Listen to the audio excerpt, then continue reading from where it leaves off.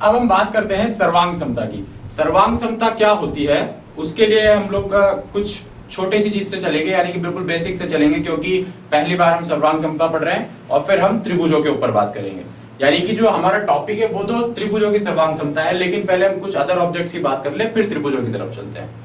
तो अब हम लोग कुछ चीज सोचते हैं कि कभी हमने 1 रुपए का सिक्का देखा है। 1 रुपए का सिक्का, कितने सारे हम 1 रुपए के सिक्के देखे तो उन सबकी शेप जो होती है वो एक जैसी होती है, साइज भी एक जैसी होती है, बिल्कुल एक जैसे होते हैं। तो क्या वो एक जैसे होते हैं, बिल्कुल एक जैसे दिखते हैं? हाँ, वो एक जैसे दिखते हैं। तो हम कह सकते हैं कि जो ये आकृतियां हैं जो एक जैसी दिखती हैं वो एक दूसरे के लिए सर्वांगसम आकृतियां होती हैं। कैसे कि मान लीजिए मेरे पास ये 2 कॉपीज है, ठीक है। इन दोनों कॉपीज की साइज और शेप दोनों बिल्कुल सेम है। अब हमें कैसे पता लगे कि वो सेम है या नहीं है? तो उसके लिए हम क्या करते हैं कि इन दोनों कॉपीज को एक दूसरे के ऊपर रख देते हैं। अब जब हमने इन दोनों को एक दूसरे के ऊपर रखा तो इन्होंने एक दूसरे को ओवरलैप कर लिया। यानी कि अगर हम इधर से देखें तो पीछे वाली कॉपी हमें नहीं दिखाई दे रही, इस तरफ से देखें तो भी पीछे वाली कॉपी हमें नहीं दिखाई दे रही। इससे क्या मतलब हुआ कि दोनों ने एक दूसरे को ओवरलैप किया और एक दूसरे की चीजें नहीं दिखाई दे रही। सिंपल सा अगर हम लेते हैं ये दोनों हाथ, अब इन दोनों हाथों को हमने इस तरीके से रखा। इन दोनों हाथों की साइज और शेप दोनों सेम है। क्यों है? क्योंकि ये एक ही इंसान के हैं। अब मैं अगर इस तरीके से रखता हूं तो आपको आगे वाला हाथ दिखाई दे रहा है, पीछे वाला हाथ नहीं दिखाई दे रहा, उसने इसको ओवरलैप कर लिया। इस तरीके से रखता हूं तो फिर इधर वाला हाथ दिखाई दे रहा है, पीछे वाला हाथ नहीं दिखाई दे रहा। क्यों? क्योंकि इस हाथ ने पीछे वाले हाथ को ओवरलैप कर लिया, छुपा लिया। क्यों छुपा लिया? क्योंकि वो इसकी बराबर की साइज का था। अब हमारे दिमाग में आता है कि यार छोटा होता तो भी छुपा लेता, भाई इतना सा हाथ होता, बच्चे का हाथ अगर रख देते तो वो भी छुपा लेता। हाँ, छुपा लेता, लेकिन जब आप इसको पलटते तो नहीं छुपा पाता ना, फिर इधर से दिख जाता। हमने जो कहा वो सेंटेंस पे ध्यान दीजिए कि एक दूसरे को छुपा ले, यानी कि ये इसको छुपा ले, ये इसको छुपा ले। ऐसा ना हो कि एक जना तो इसको छुपा लेता है पर दूसरा नहीं छुपा पाता, तो ये सर्वांगसम नहीं है। दोनों एक दूसरे को छुपा ले, दोनों एक दूसरे को ओवरलैप कर ले, तो हम बात करेंगे कि ये चीजें सर्वांगसम है। अब हम एक छोटा सा एग्जांपल लेते हैं कि ये एक रेखा है जिसको नाम दिया हमने AB, और ये एक रेखा है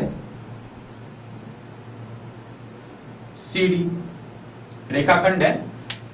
तो अब हम ये कहें कि AB और CD सर्वांगसम है या नहीं है, वो कैसे पता लगेगा हमें? वो ऐसे पता लगेगा कि ये जो CD रेखा है ये AB पर रखने पर इसको पूरी तरह से छुपा ले। तो कब छुपाएगी?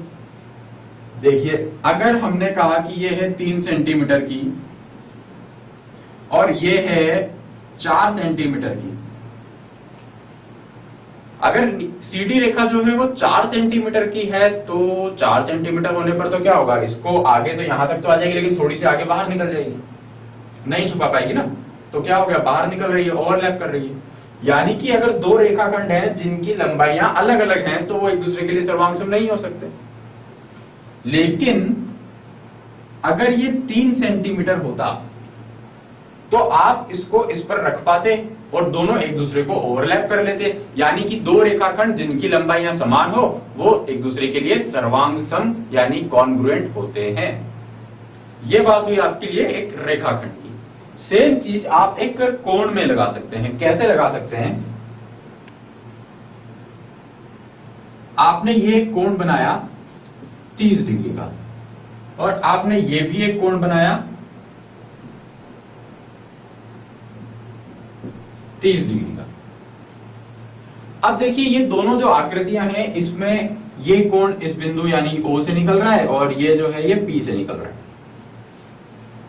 अब हम क्या कर सकते हैं कि इस बिंदु O को उठाकर इस P पे रख देते हैं, बिंदु O को उठाकर P पे रख देते हैं। तो अगर हम बिंदु O को उठाकर P पे रखेंगे तो कोण अगर समान है, इसका मतलब क्या होता है कि ये जो रेखाओं में गैप है वो समान है। तो रेखाओं में अगर गैप समान होगा तो इसको उठाकर ऐसा का ऐसा हम लेके आएंगे